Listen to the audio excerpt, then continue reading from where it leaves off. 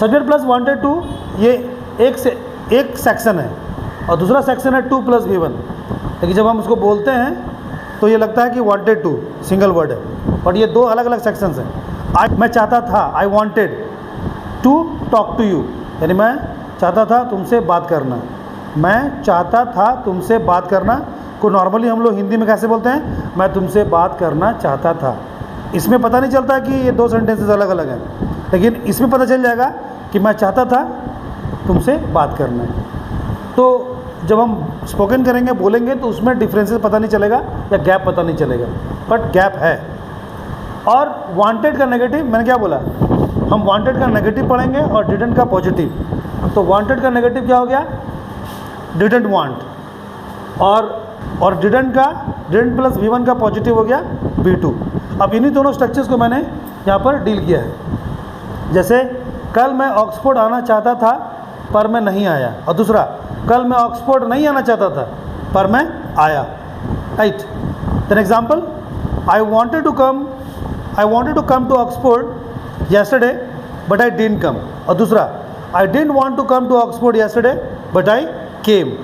और इसी in terms of this you can make lot of examples like she wanted to feed me water balls last day but she didn't feed, यानी वह मुझे गुपचुप अंतिम दिन खिलाना चाहती थी पर नहीं खिलाई। और दूसरा she didn't want to feed me water balls last day but she fed me, that means वह मुझे कल या अंतिम दिन गुपचुप नहीं खिलाना चाहती थी पर वो मुझे खिलाई। अब यहाँ पर देखते हैं कि very important thing is what, कि अगर मैं ये कह रहा हूँ कि मैं तुमसे मिलना चाहता था पर नहीं मिला, या फिर मैं तुमसे नहीं मिलना चाहता था पर मैं तुमसे मिला, तो दोनों के पीछे रीजंस होगा। अगर मैं मिला तो क्यों मिला, और नहीं मिला तो क्यों नहीं मिला।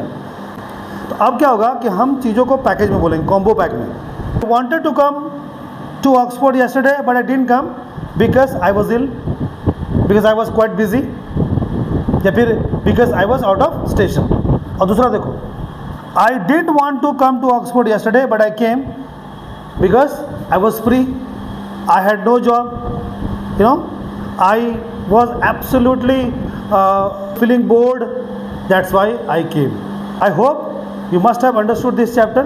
It's very easy to deal with.